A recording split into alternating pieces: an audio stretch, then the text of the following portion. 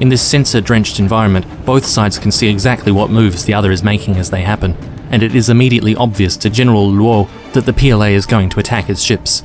He orders the ROCAF to prevent the 3 H-6s in the area from coming into range with their Kraken missiles by any means necessary, but there are few F-5s airborne and a lot of J-8s.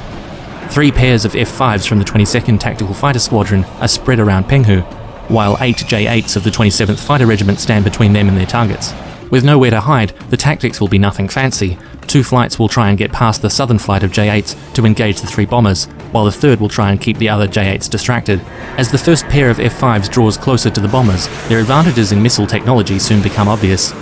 Before the J-8s can fire off a single shot, the F-5s have 4 missiles in the air, 1 for each finback. All of them either hit or are soon followed up by another that does.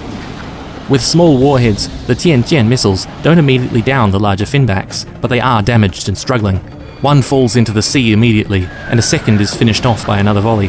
The F-5s turn away to intercept the bombers with their guns, but one of the J-8 pilots realizes that his aircraft is only superficially damaged, and finds himself in position to get behind the F-5s, firing off his cannons, and then 2 PL-7 stern chase missiles. His vengeance for his 2 comrades is complete. Both missiles hit their targets, and with a larger warhead, they immediately down both planes. By now, however, the southern pair of F-5s has arrived on the scene.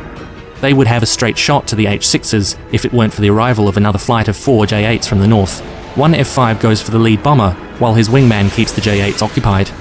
In the melee, 2 finbacks are downed, but the wingman falls to their cannons. The leader gets off a shot at the bomber, just as it comes in range of the ROC fleet. The lead bomber pilot decides that while the PLAN fleet isn't yet in position to fire simultaneously as planned, it's now or never, and he lets loose with 2 Kraken missiles, just before being hit by no less than 3 Tiantian missiles in quick succession. Incredibly, they do no severe damage, and the bomber turns back to Hainan. The 2 other bombers follow suit and fire their Krakens. The final pair of F-5s has now caught up to the skirmish, and while they can no longer prevent the attack on the ROC fleet, they can still take revenge on the bombers. There are now 3 F-5s, 3 J-8s, and 3 H-6s still flying. The J-8s strike first, downing the F-5 that attacked the lead bomber. With remarkable skill, one of the remaining F-5s fires 3 missiles at a bomber before finishing it off with guns, then downs a second with a single lucky missile. Finally, his wingman finishes off 2 J-8s, trying to get on his tail, and the remaining mainland aircraft flee. This was the first aerial battle across the strait since 1967, and the PLA Air Force hasn't come out looking good. Its best indigenous fighters were soundly beaten by an outnumbered and distracted enemy. The F-5 pilot who downed the 2 bombers is soon to become a national hero.